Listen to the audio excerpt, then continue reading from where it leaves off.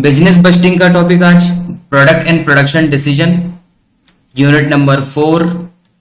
एक क्वेश्चन इसका 101% होगा अभी एग्जाम में। हम इस चैप्टर में क्या पढ़ने वाले हैं? इस चैप्टर में हम पढ़ने वाले हैं decision regarding particular product and production process, या जो प्रोडक्शन के जो ऑल्टरनेटिव्स होते हैं, जो प्रोडक्शन की जो फैसिलिटीज होती है, हम उनके बारे में पढ़ने वाले हैं कि हम डिसीजन कैसे लेंगे प्रोडक्शन टेक्निक के लिए, कैसे डिसीजन लेंगे प्रोडक्ट के लिए, कौन सा प्रोडक्ट बनाना चाहिए, कौन सा प्रोडक्ट ड्रॉप करना चाहिए। तो इसके लिए काफी सारे डिसीजन होते हैं कंपनी में, लेकिन हमारे यहाँ हमने 5 ऐसे डिसीजन लिए हैं मोस्ट इंपॉर्टेंट, जिसके लिए हमें प्रैक्टिकल बनते हैं। पहला जो डिसीजन हमारा होगा वो होगा use of alternative production facilities के लिए, कि हमारे पास कई ऑल्टरनेटिव ऑप्शंस होंगे फैसिलिटीज के लिए, उनमें से कौन सा ऑप्शन लिया जाए, कौन सा प्रॉफिटेबल होगा। Determination of most profitable level of production, production का कौन सा लेवल सबसे ज्यादा प्रॉफिट वाला होगा, 50% लेवल, 60%, 70, 80, 90, 100%, कौन सा लेवल सबसे ज्यादा मोस्ट होगा प्रॉफिट वाला। Utilisation of full production capacity, अभी मान लीजिए हमारा जो फैक्ट्री है वो 80% पे वर्क कर रहा है या 90% पे वर्क कर रहा है, हम उसको 100% कैपेसिटी पे ले जाएं, प्रॉफिट होगा या लॉस होगा। Starting a new product in place of old product, पुराने प्रोडक्ट की जगह नया प्रोडक्ट स्टार्ट करना है, करना चाहिए या नहीं करना चाहिए। और determination of product mix on the basis of key factor, यानी रॉ मटेरियल का या फिर लेबर आवर्स का किस तरीके से यूटिलाइजेशन किया जाए प्रोडक्ट मिक्स में कि वो हमारी कंपनी के लिए मोस्ट प्रॉफिटेबल रहे। तो एक एक करके देखते हैं एग्जांपल के थ्रू। सबसे पहले हमारा जो एग्जांपल है वो रहेगा use of alternative production facilities वाला। ठीक है, इसमें क्या होगा, हमारे पास 2 या 2 से ज्यादा ऑप्शन होंगे प्रोडक्शन करने के लिए, हमें किसी एक ऑप्शन को चूज करना है और वो ऑप्शन कितना हमारे लिए बेनिफिट वाला होगा वो हमें कैलकुलेट करके चलना है। एक बात बता दूं, आप कोई भी डिसीजन लेते हैं यहां पर सबसे ज्यादा आपके काम आएगी मार्जिनल कॉस्टिंग, जिसमें आप contribution, profit volume ratios, profit, इनकी बात जब करते हैं तो वो टेक्निक सबसे ज्यादा हमारे काम आएगी प्रोडक्ट एंड प्रोडक्शन डिसीजन के चैप्टर में। तो एक इलस्ट्रेशन आपके सामने है फर्स्ट का, जिसमें ऑल्टरनेटिव यूजेस होंगे हमारे पास। फर्स्ट ऑप्शन है, एक कंपनी है जो डेवलप करना चाहती है एक नया प्रोडक्ट, ठीक है, जिसको हम प्रोड्यूस कर सकते हैं या तो मशीन से या मैनुअल लेबर से, या तो हम मशीनों के थ्रू करेंगे या मैनुअल लेबर के थ्रू हम वर्क करेंगे। तो हमें यह डिसीजन देना है कि दोनों में से मोस्ट प्रॉफिटेबल कौन सा है। 20,000 यूनिट हम प्रोड्यूस करना चाहते हैं, चाहे कैसे भी, मैनुअल हो चाहे मशीन के थ्रू हो। अगर हम मशीन के थ्रू अगर हम यूज करते हैं तो हमें मशीन परचेज करनी पड़ेगी 4 लाख रुपीज की, मैनुअल में कोई मशीन की रिक्वायरमेंट नहीं होगी। डायरेक्ट मटेरियल काम आएगा हमारा 1 लाख रुपीज का दोनों ऑप्शन में। डायरेक्ट वेजेस काम आएगा, मशीन में कम लगेगा हमारा 10,000, जबकि मैनुअल लेबर ज्यादा लगती है 60,000। वेरिएबल ओवरहेड हमारे लगेंगे 40,000 मशीन में, जबकि 20,000 हमारे लगेंगे मैनुअल में। फिक्स्ड कॉस्ट की अगर हम बात करें जिसमें डेप्रिसिएशन और इंटरेस्ट शामिल नहीं है, वो 30,000 फिक्स रहेगा। सेलिंग प्राइस इस प्रोडक्ट की रहेगी 40 rupees per unit. Estimated machine की जो लाइफ रहेगी वो 10 ईयर्स रहेगी, no scrap value, no salvage value. तो जब भी किसी मशीन की प्राइस यानी कि उसकी कॉस्ट, ईयर यानी कि उसका लाइफ, और साल्वेज या स्क्रैप वैल्यू दे दे तो वो इंफॉर्मेशन हमेशा डेप्रिसिएशन के लिए होती है। इंटरेस्ट आपको पे करना पड़ेगा 5% on the cost of machine, क्योंकि जब मशीन पे हम 4 लाख रुपए खर्च करेंगे तो हमें लॉस होगा 5% इंटरेस्ट का। You are required to show marginal cost, contribution and profit which production alternative should be selected। तो इसके लिए हम क्या करेंगे, इसके लिए हम एक शीट बनाएंगे, एक स्टेटमेंट बनाएंगे। इस स्टेटमेंट को हम नाम देंगे स्टेटमेंट ऑफ प्रॉफिट, प्रॉफिटेबिलिटी नाम दे दीजिए, स्टेटमेंट ऑफ प्रॉफिटेबिलिटी। इसमें आपको करना क्या है, एक पर्टिकुलर का कॉलम बनाना है और पर्टिकुलर के कॉलम के साथ साथ हम 2 ऑप्शन रख लेंगे, मशीन और मैनुअल। ठीक है, और जिस तरीके से हम मार्जिनल कॉस्टिंग शीट बनाते हैं बिल्कुल वैसे ही हमें बनाना है। ये आपका क्वेश्चन है, आपके सामने क्वेश्चन भी दिखता रहेगा आपको। देखिए, तो सबसे पहले जब हम शीट बनाते हैं तो सबसे पहले हमारा जो वर्क होता है वो सेल्स से शुरू होता है।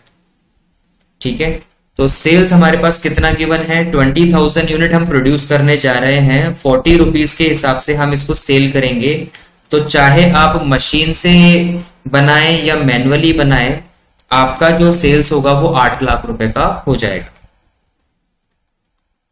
ठीक है, और इसे हम कह देते हैं कि इसको हम ए नाम दे देंगे कि हाँ भाई इसको ए बोलेंगे अपन, ए पॉइंट।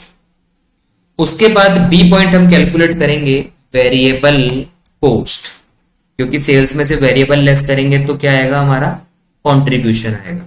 तो सबसे पहले वेरिएबल कॉस्ट में डायरेक्ट मटेरियल आपको दिया हुआ है 1 लाख रुपीस का, मैनुअल में भी 1 लाख रुपीस का। डायरेक्ट वेजेस की अगर हम बात करें तो डायरेक्ट वेजेस यहां पर 10,000 है मशीन में, मैनुअली क्वेश्चन में दिया हुआ है 60,000 का।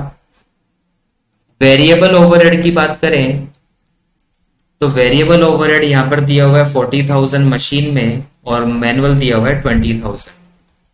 इसके अलावा हमारे 3 एक्सपेंडिचर बच जाते हैं, फिक्स कॉस्ट, डेप्रिसिएशन और इंटरेस्ट। ये तीनों हमारे क्या होंगे, फिक्स नेचर के हैं। तो टोटल वेरिएबल कॉस्ट आ गया आपके पास, यानी बी का टोटल आपके पास आ गया है 1,50,000 और 1,80,000। यहां पर हम निकालेंगे कंट्रीब्यूशन, जिसका फॉर्मूला होता है सेल्स माइनस वेरिएबल कॉस्ट, या हम ए माइनस बी भी बोल सकते हैं। तो ए हमारा 8 लाख रुपए है, बी हमारा 1.5 लाख रुपए है, तो 6,50,000 रुपए का कंट्रीब्यूशन हो जाएगा। और यहां पर 8 लाख रुपए की सेल्स में से 1,80,000 की वेरिएबल कॉस्ट जाएगी, तो 6,20,000 रुपए का कंट्रीब्यूशन आपको मिलेगा। तो यहां पर अगर कंट्रीब्यूशन देखा जाए तो मशीन का ज्यादा है 650, मैनुअल का कम है 620। तो यहां पर अगर डिसीजन लेना होता तो हम मशीन को चूज कर सकते हैं, लेकिन लॉन्ग टर्म बेसिस के लिए अगर हमें देखना होगा तो हमें प्रॉफिट तक जाना चाहिए, यानी हमें फिक्स कॉस्ट को भी मेजर करना चाहिए। तो इसमें से आप लेस कर दीजिए फिक्स्ड ओवरहेड्स। तो फिक्स्ड ओवरहेड्स में सबसे पहले फिक्स्ड कॉस्ट आपको दिया हुआ है 30,000 ईच दोनों में। उसके बाद आपका डेप्रिसिएशन कैलकुलेट होगा, जिसका फॉर्मूला होता है कॉस्ट माइनस स्क्रैप या साल्वेज डिवाइड बाय लाइफ। तो मशीन में हमारे पास जो मशीन की कॉस्ट है वो 4 लाख रुपए है, स्क्रैप वैल्यू नहीं है और लाइफ 10 साल की है। तो 4 लाख में अगर 10 का डिवाइड करेंगे तो 40,000 रुपए का डेप्रिसिएशन मशीन में रहेगा, जबकि मैनुअल में कोई डेप्रिसिएशन नहीं लगने वाला है। इंटरेस्ट की अगर हम बात करें तो इंटरेस्ट हम पे करेंगे, 4 लाख रुपए का इन्वेस्टमेंट किया है हमने मशीन में और 5% का हमें इंटरेस्ट लॉस होने वाला है 20,000 रुपए का। जबकि मैनुअल अगर हम वर्क करते हैं तो हमें कोई इन्वेस्टमेंट करने की रिक्वायरमेंट नहीं है, तो हमें कोई इंटरेस्ट पे नहीं करना पड़ेगा। टोटल फिक्स कॉस्ट आपके पास आ जाएगा 90,000 आ जाएगा आपका मशीन में और मैनुअल में आ जाएगा 30,000। अब हम निकाल सकते हैं प्रॉफिट। तो प्रॉफिट का फॉर्मूला होता है कंट्रीब्यूशन जो आया था उसमें से फिक्स्ड कॉस्ट को आप क्या कर दीजिए, लेस कर दीजिए। तो कंट्रीब्यूशन हमारे पास दिया हुआ है यहाँ पे 6,50,000 और 6,20,000, जबकि टोटल फिक्स कॉस्ट हमें दी हुई है 90 और 30,000। तो 650 में से 90,000 अगर जाते हैं तो 5,60,000 रुपए का प्रॉफिट बचता है, और 620 में से अगर 30,000 जाते हैं तो 5,90,000 का प्रॉफिट बचता है। ठीक है, तो यहां पर हम डिसीजन आराम से ले सकते हैं कि प्रॉफिट किस में ज्यादा है, क्योंकि कंपनी हमेशा प्रॉफिट को देख के ही डिसीजन लेगी। तो यहां पर आप देख सकते हो कि जो डिसीजन है वो मैनुअल का ज्यादा है 5,90,000। तो हम यहाँ पे नीचे डिसीजन में लिखेंगे कि हमारा जो प्रोडक्शन फैसिलिटीज है वो मैनुअल हम चूज करेंगे, क्योंकि मैनुअल में 30,000 रुपए का प्रॉफिट ज्यादा हो रहा है। ठीक है, तो ये सॉल्यूशन है हमारा फर्स्ट पॉइंट का। इसके बाद हम देखते हैं सेकंड पॉइंट। सेकंड पॉइंट हमारा होता है determination of most profitable level of production. यानी प्रोडक्शन का ऐसा कौन सा लेवल है जहां पर हमें सबसे ज्यादा प्रॉफिट होने वाला है। इसको हम एक क्वेश्चन से देखते हैं। कृष्णा लिमिटेड एक कंपनी है जिसकी कैपेसिटी है 60,000, ठीक है, यानी कि जो 60,000 कैपेसिटी है वो 100% कैपेसिटी कहलाएगी। यानी अगर कंपनी 100% पे वर्क करे, अपनी एफिशिएंसी पे वर्क करे, तो 60,000 यूनिट का प्रोडक्शन होगा एक महीने में। According to the report of sales department the following selling prices are possible. अगर कंपनी 50% पे वर्क करती है तो हम 4 रुपए के हिसाब से प्राइस को क्या करेंगे, प्रोडक्ट को क्या करेंगे, सेल करेंगे। अगर 60% कैपेसिटी होगा तो 3 रुपीज 80 पैसा का सेलिंग प्राइस पर यूनिट होगा। 70% पे 3.70 होगा, 80% पे 3.60 होगा और 90% पे 3.40 और 100% पे 3.20 होगा। तो जैसे जैसे हमारा प्रोडक्शन बढ़ता है हमारी कॉस्ट कम आती है, और कॉस्ट कम आती है तो हम सेलिंग प्राइस भी कम रख सकते हैं और उसमें मार्जिन भी ज्यादा मिलता है। वेरिएबल कॉस्ट की अगर हम बात करें तो 2 रुपए पर यूनिट है। टोटल फिक्स कॉस्ट की बात करें तो 24,000 रुपए पर मंथ है। आपको एक स्टेटमेंट प्रिपेयर करना है showing incremental revenue and differential cost. तो हमारे स्टेटमेंट का नाम यही होगा, statement of incremental revenue and differential cost. ये हमारे स्टेटमेंट का नाम होगा। इस तरीके से एक स्टेटमेंट आपको बना के चलना है। सबसे पहले हम लिखेंगे कैपेसिटी। तो कैपेसिटी तो हमारे पास कितनी दी हुई है, 50%, 60%, 50 से 100% दिया हुआ है, 70%, 80% और 90 और 100%। इसके बाद कैपेसिटी के हिसाब से हम लिखेंगे यूनिट्स। तो 100% पे आपको पता है 60,000 यूनिट्स है, क्योंकि 60,000 की फुल कैपेसिटी है हमारी। तो 60,000 का परसेंटेज आप निकालते जाइए। तो 60 का 50% होता है 30,000, 60 का 60% होता है 36,000, 60 का 70% होता है 7 × 6 42, यानी कि 42,000, 80% होगा 48,000 और 90% हो जाएगा 54,000। यहां पर हम बात करेंगे सेलिंग प्राइस पर यूनिट की। जो सेलिंग प्राइस आएगी वो कौन सी आएगी, पर यूनिट। तो पर यूनिट क्वेश्चन में दिया हुआ है 4.00, 3.80, 3.70, 3.60, 3.40 और 3.20। अगर हम दोनों को मल्टीप्लाई कर दें तो टोटल सेल्स आ जाएगी हमारे पास। टोटल सेल्स यानी कि हम कह सकते हैं units multiply by selling price per unit, ठीक है। यूनिट्स को सेलिंग प्राइस पर यूनिट से हम मल्टीप्लाई कर सकते हैं। तो 30,000 को हम 4 से मल्टीप्लाई करेंगे, 1,20,000 आ जाएगा।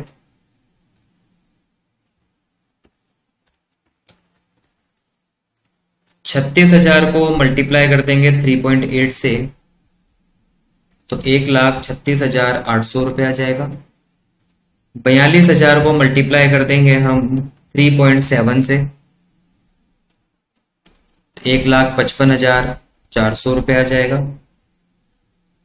48,000 को मल्टीप्लाई कर देंगे 3.60 से, तो 1,72,800 रुपये आ जाएगा। 54,000 को 54,000 को मल्टीप्लाई कर देंगे 3.40 से, तो 1,83,600 आ जाएगा। और 60,000 को मल्टीप्लाई कर देंगे 3.20 से, तो 1,92,000 अमाउंट आ जाएगा। तो जो सेलिंग प्राइस आएगा उससे हम निकालेंगे इंक्रीमेंटल रेवेन्यू। ये मोस्ट इंपॉर्टेंट है, इंक्रीमेंटल रेवेन्यू, यही हमारे आंसर का काम करेगा। तो इंक्रीमेंटल रेवेन्यू कभी भी फर्स्ट का नहीं निकलता, ये सेकंड से निकलना शुरू होगा। इसको हम कहेंगे कि हमारी जो सेलिंग प्राइस में ग्रोथ हो रही है, इंक्रीज जो वैल्यू हो रही है, उसी को इंक्रीमेंटल रेवेन्यू बोलेंगे। तो 1,20,000 से 1,36,800 हुआ, तो हम कह सकते हैं कि 16,800 का इंक्रीमेंट हो गया, ठीक है। इसी तरीके से 1,36,800 से ये बढ़ के हो गया 1,55,400 रुपए, तो हम कह सकते हैं 18,600 रुपए का इंक्रीमेंट हो गया। ऐसे हम कह सकते हैं कि 1,55,400 से ये इंक्रीज होके 1,72,800 रुपए हो गया, तो यहां पर इंक्रीज हो गया 17,400 रुपए। इसी तरीके से 1,72,800 से ये इंक्रीज होके 1,83,600 रुपये हुआ है, तो 10,800 रुपये का इंक्रीमेंट आया है। इसी तरीके से 1,83,600 से 1,83,600 से ये इंक्रीज होके 1,92,000 हुआ है, तो 8,400 का इंक्रीज आया, 8,400 का इंक्रीमेंट आया है। तो ये इंक्रीमेंटल रेवेन्यू है। इसी तरीके से आपको कोस्ट का निकालना है, तो सबसे पहले आप लेंगे वेरिएबल कोस्ट। वेरिएबल कोस्ट कितना है? 2 रुपीज पर यूनिट। तो 2 रुपीज पर यूनिट का मतलब है यूनिट को मल्टीप्लाई करते चलिए आप, तो 30,000 यूनिट को 2 रुपए से मल्टीप्लाई करेंगे 60,000, 36 को 2 से मल्टीप्लाई करेंगे 72,000, 42 को 2 से करेंगे 84,000, 84,000 हो जाएगा, 48,000 को 2 से करेंगे 96,000 हो जाएगा। ऐसे 54 को 2 से मल्टीप्लाई करेंगे 1,08,000 हो जाएगा, और 60 को 2 से करेंगे तो 1,20,000 आ जाएगा। ऐसे ही अगर फिक्स्ड कॉस्ट की बात करेंगे तो फिक्स कॉस्ट तो फिक्स रहेगी हर लेवल पे 24,000 रुपए। तो ये जो 24,000 रुपए है ये हर लेवल पे क्या रहेगी? फिक्स रहेगी।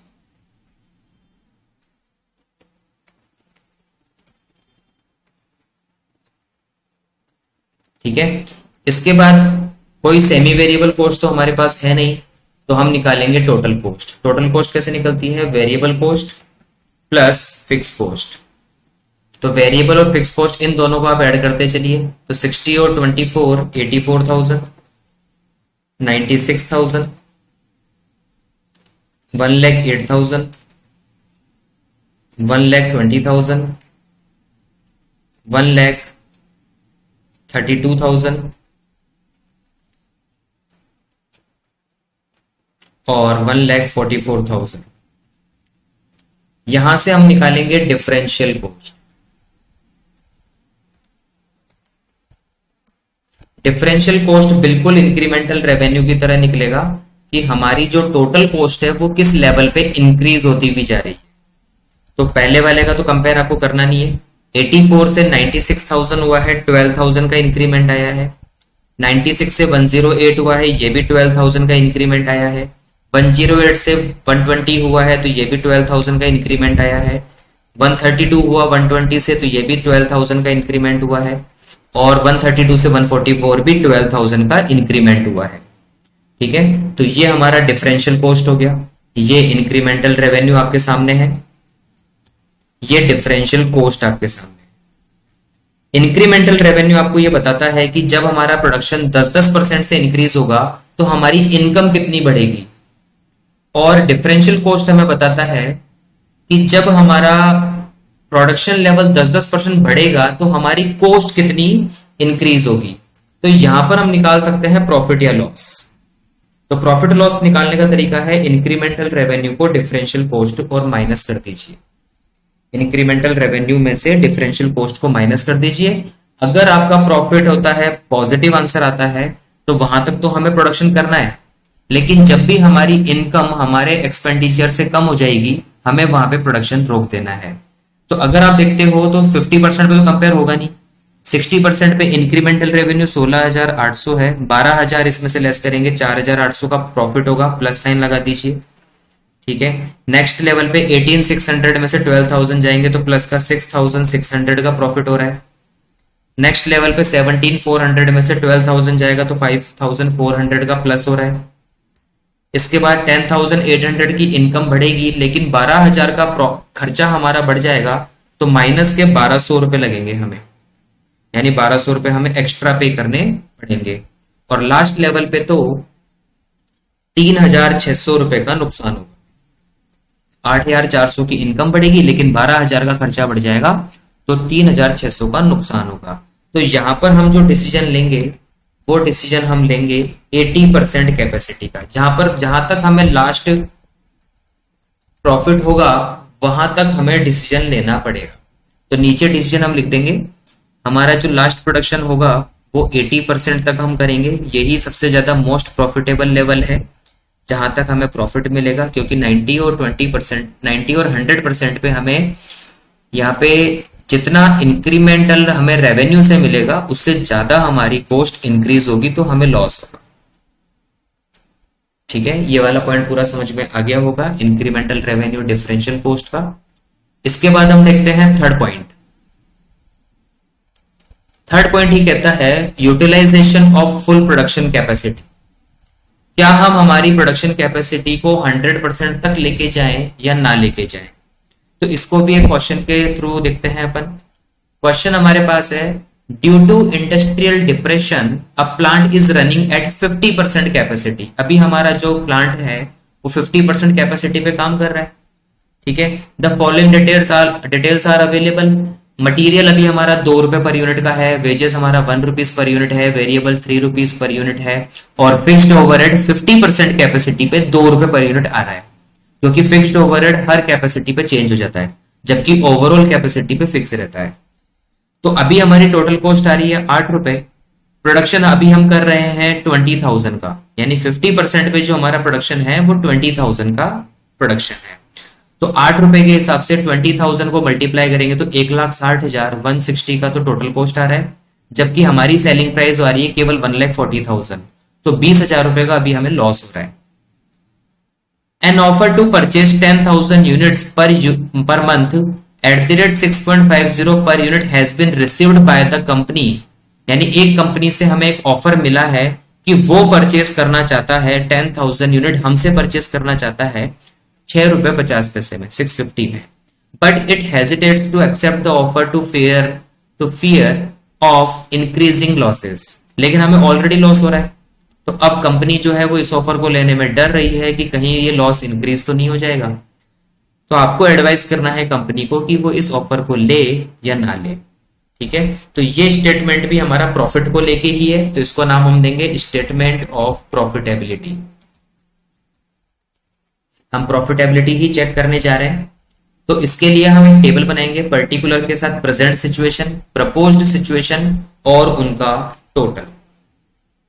यानी सबसे पहले हम बात करेंगे कि हमारी जो सिचुएशन है, प्रेजेंट सिचुएशन है, वो क्या कहती है, उसकी क्या कंडीशन है, प्रपोज्ड ऑफर क्या कहता है, और टोटल में अगर हमारा लॉस कम होता है या हमें प्रॉफिट होता है तो हम ऑफर को ले लेंगे, नहीं तो नहीं लेंगे।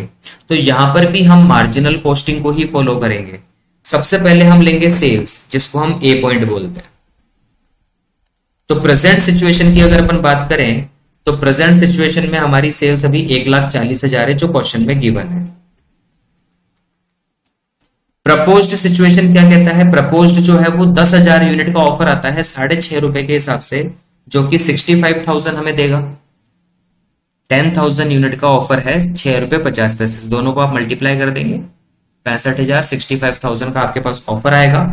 टोटल रेवेन्यू आपको मिलेगा 2,05,000 रुपए। फिर क्या लेते हैं, वेरिएबल कॉस्ट लेते हैं, जिसको हम बी बोलते हैं। तो वेरिएबल कॉस्ट में हम क्या क्या लेंगे, सबसे पहले डायरेक्ट मटेरियल है। तो डायरेक्ट मटेरियल कितना है, eight the rate 2 rupees per unit. तो 2 रुपए पर यूनिट का मतलब प्रेजेंट सिचुएशन आप यहां पे लिख सकते हैं कि 20,000 यूनिट की है। प्रपोज्ड जो सिचुएशन है वो 10,000 यूनिट की है।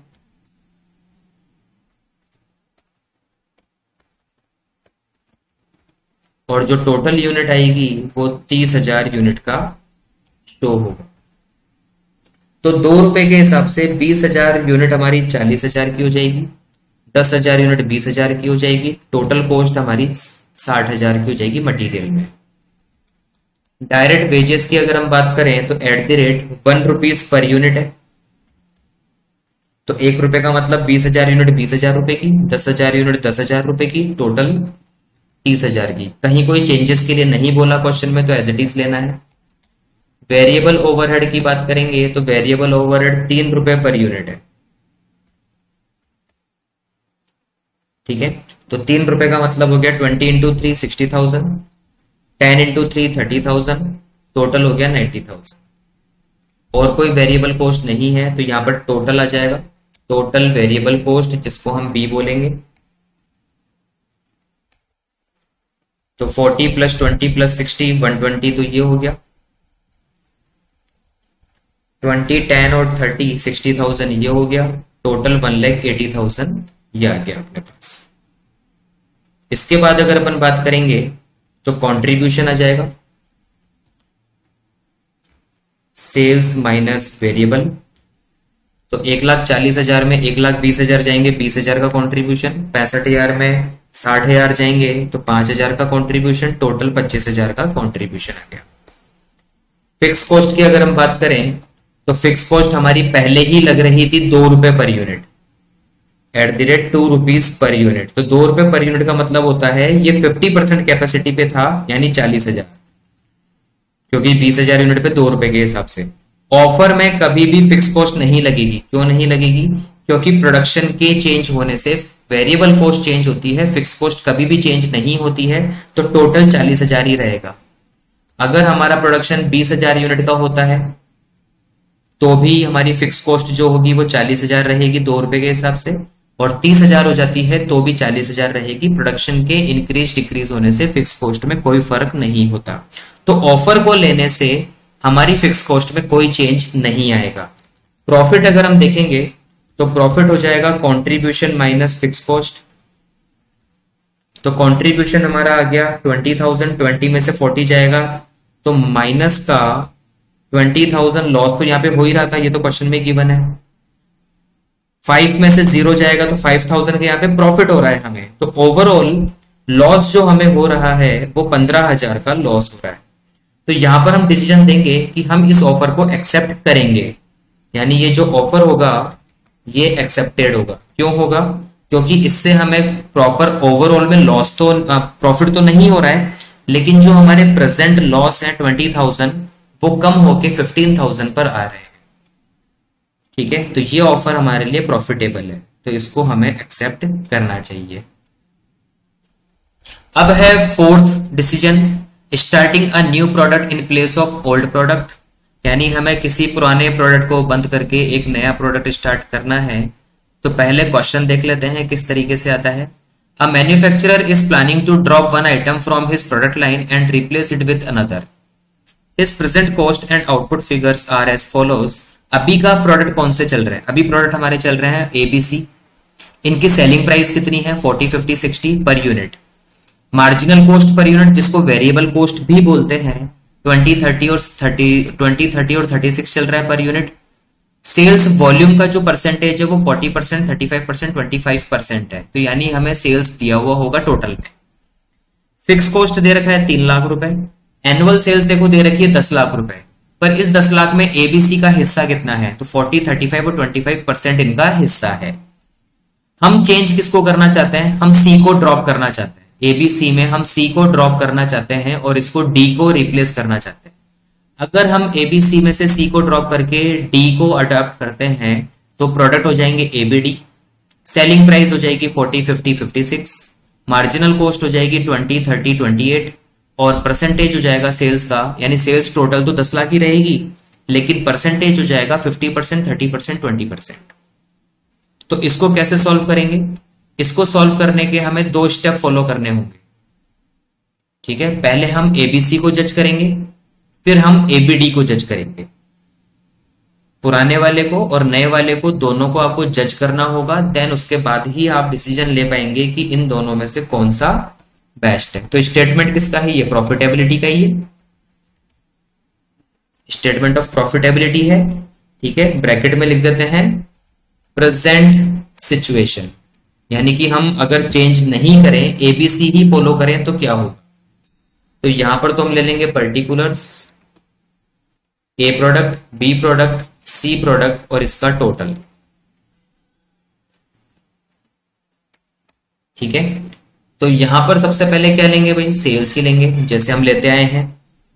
तो टोटल सेल्स हमें क्वेश्चन में गिवन है 10 लाख रुपए। ठीक है, इस 10 लाख का परसेंटेज हमें दिया हुआ है कि A जो है वो 40% लेगा, तो 10 लाख का 40% हो गया 4 लाख। B जो लेगा वो 35% यानी कि 3,50,000 लेगा।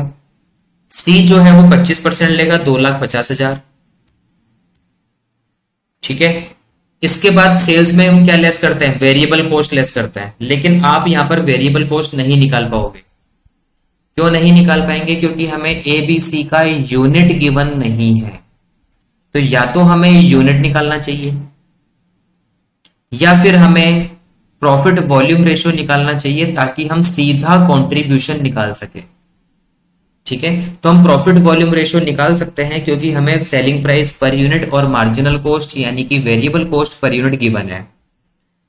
ठीक है, या फिर हम एक काम और कर सकते हैं कि हम सेलिंग प्राइस पर यूनिट का सेल्स में अगर हम डिवाइड करेंगे तो यूनिट्स आ जाएगी हमारे पास, तो हम यूनिट निकाल के भी कर सकते हैं, लेकिन ज्यादा इजी रहेगा प्रॉफिट वॉल्यूम रेशियो के साथ।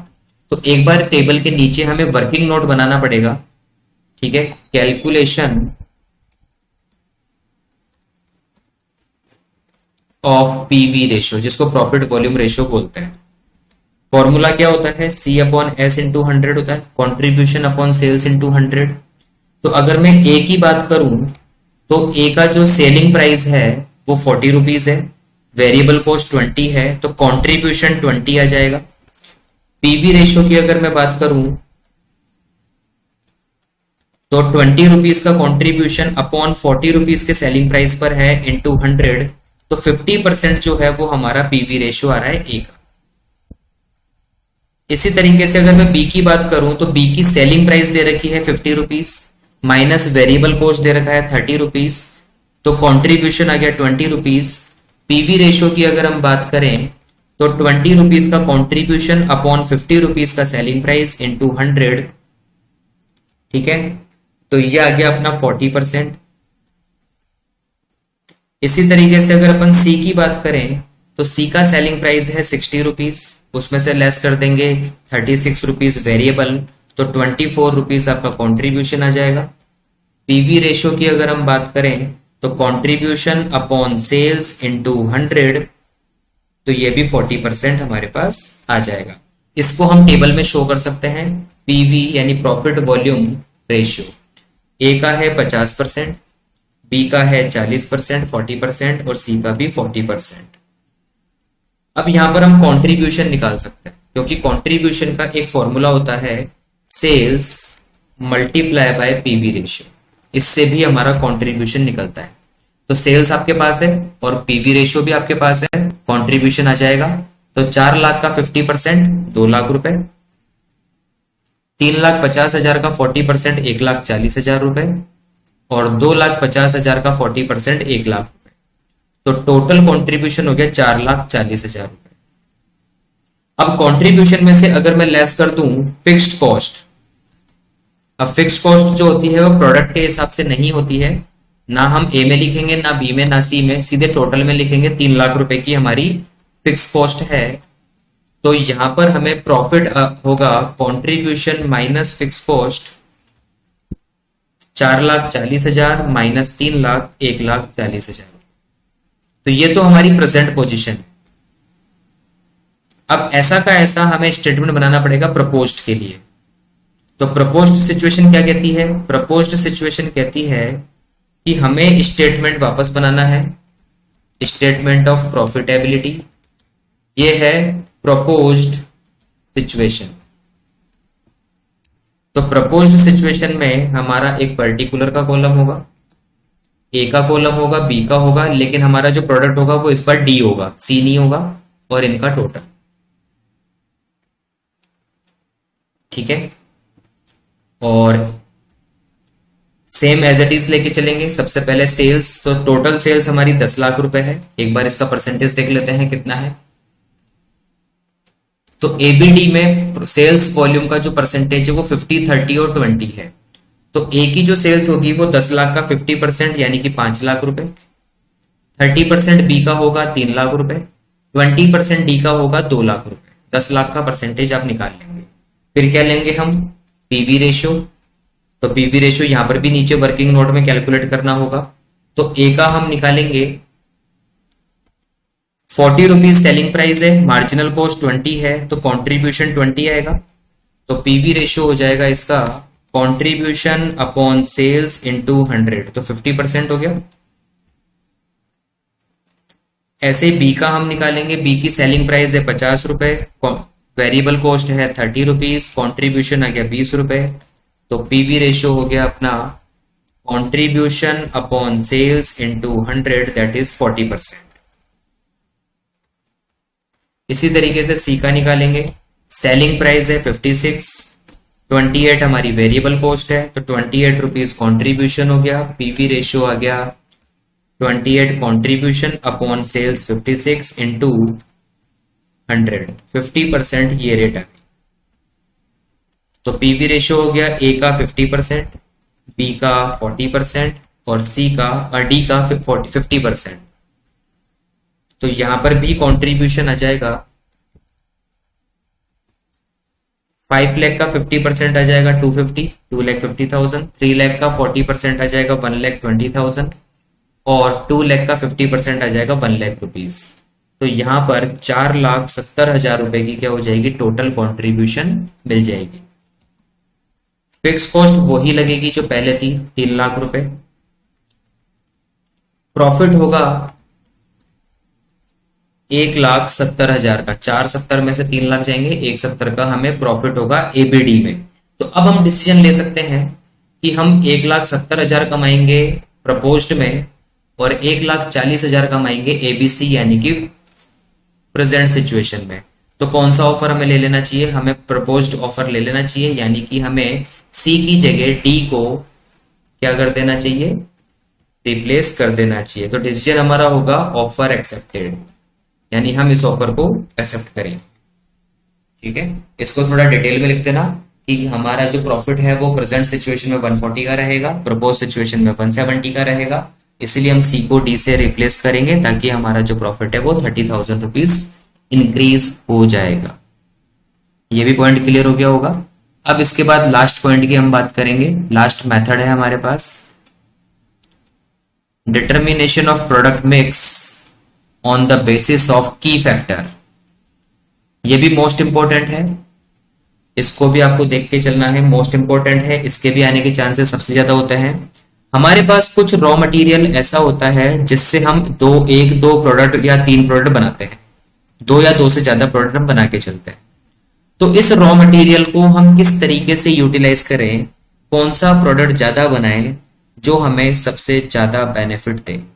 इसकी जगह लेबर आवर्स भी हो सकते हैं, इसकी जगह टोटल सेल्स अमाउंट भी हो सकता है, वॉल्यूम भी हो सकता है। तो सबका पैटर्न सेम रहेगा।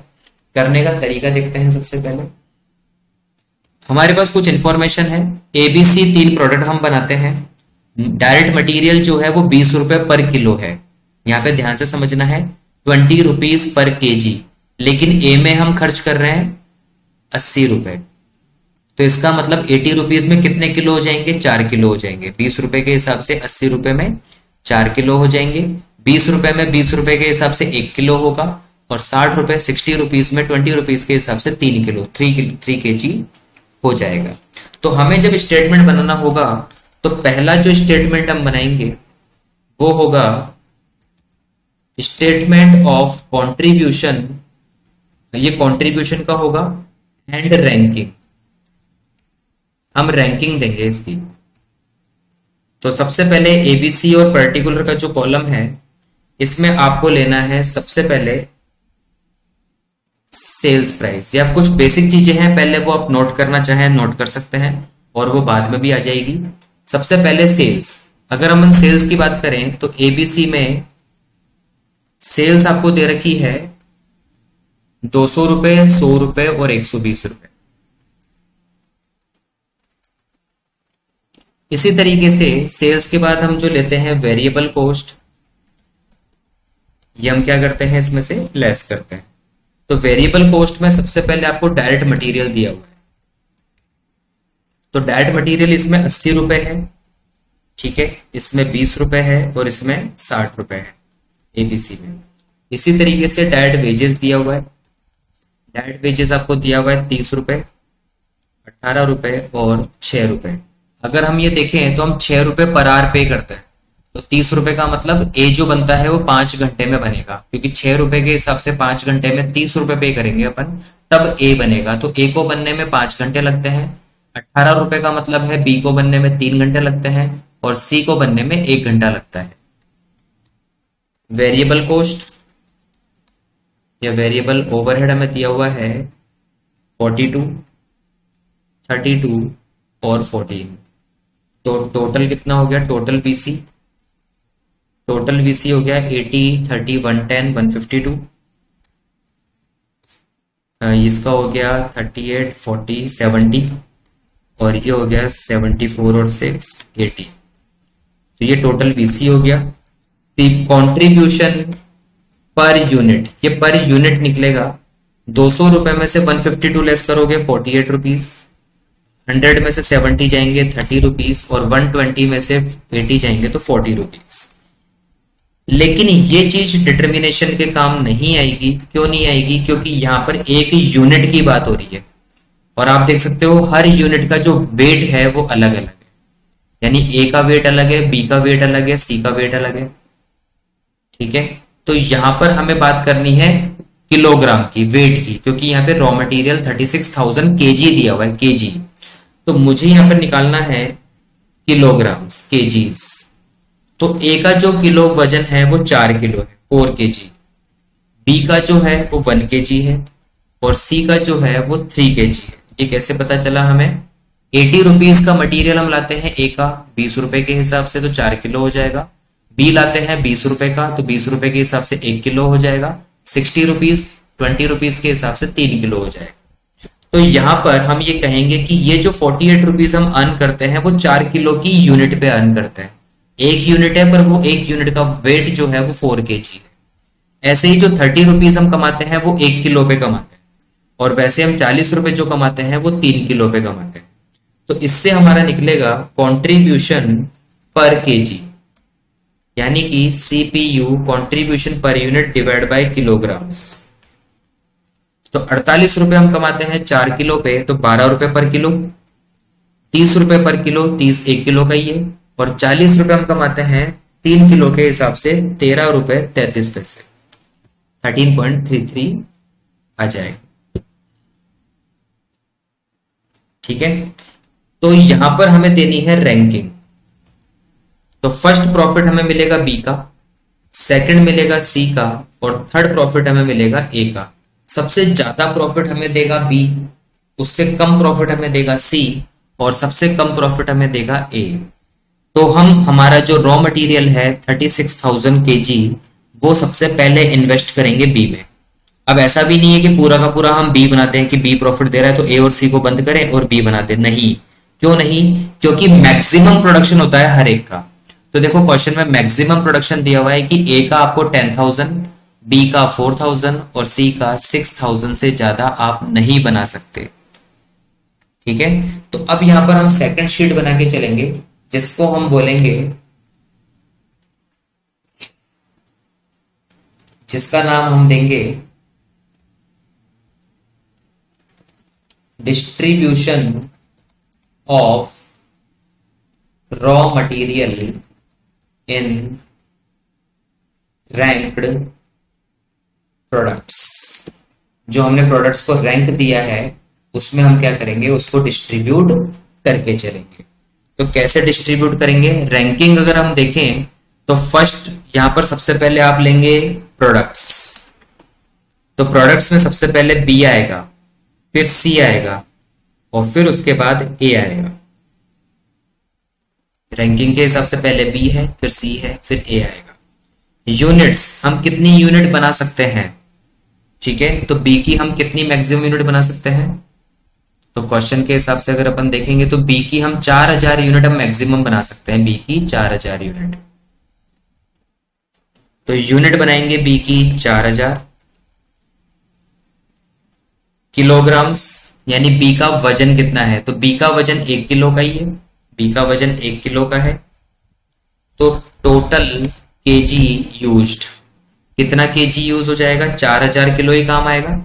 एक यूनिट 1 किलो की, तो 4000 यूनिट को बनाने में 4000 किलोग्राम का ही हमें क्या चाहिए? रॉ मटेरियल चाहिए। ठीक है, तो यहां पर केजी यूज हो जाएगा 4000 रुपए का। तो यहां पर बैलेंस कितना बचेगा? क्योंकि टोटल 36,000 का था। टोटल कितने का था? 36,000 का था। 36 में से 4000 अगर बी काम में ले लेगा तो बैलेंस हमारे पास बचेगा 32,000 किलोग्राम। अब ये 32,000 किलोग्राम कहां काम आएगा? सी में काम आएगा। सी की मैक्सिमम हम 6,000 यूनिट बना सकते हैं। सी का वजन 3 किलो का है, टोटल किलोग्राम काम आएंगे 18,000, बैलेंस बचेगा 14,000।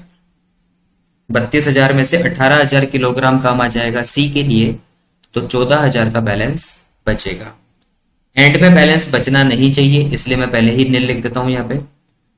अब ए की अगर मैं 10,000 की 10,000 यूनिट बना दूं तो 4 किलो के हिसाब से मुझे 40,000 किलोग्राम का रॉ मटेरियल चाहिए, जबकि मेरे पास तो 40,000 ही है, 14,000 ही है। तो ये 14,000 आप किलोग्राम यूज्ड में लिखें पहले तो, कि आपको पूरा जो 14,000 बच गया वो कहाँ काम में लेंगे, हम ए में काम में लेंगे। ए का वजन 4 किलो का है, तो ये जो चीज आएगी ये बैलेंसिंग फिगर से आएगी, ये बैलेंसिंग फिगर से निकल कर आएगी। यानी कि अगर 14,000 किलोग्राम यूज करते हैं, उसमें से 4-4 किलो की कितनी यूनिट बनेगी, तो 3,500 यूनिट बननी चाहिए। 14,000 में 4 का आप डिवाइड कर दोगे तो 3,500 यूनिट ही हम एक ही बनाएंगे, जो कि हमारे लिए सबसे मोस्ट प्रॉफिटेबल लेवल रहने वाला है। तो ये पूरा जो क्वेश्चन है वो इसी तरीके से होगा। अगर लेबर का क्वेश्चन आ जाता है तो आपको केजी की जगह आर्स लेने हैं, कंट्रीब्यूशन केजी की जगह पर केजी की जगह पर आर निकलेगा, और यहां पर भी केजी की जगह आर्स आएंगे, टोटल आर्स गिवन होंगे, और आर्स का ही आपको क्या निकालना है, बैलेंस निकालना चाहिए। तो इस तरीके से प्रोडक्ट एंड प्रोडक्शन डिसीजन के 5 टॉपिक आपके कंप्लीट होते हैं।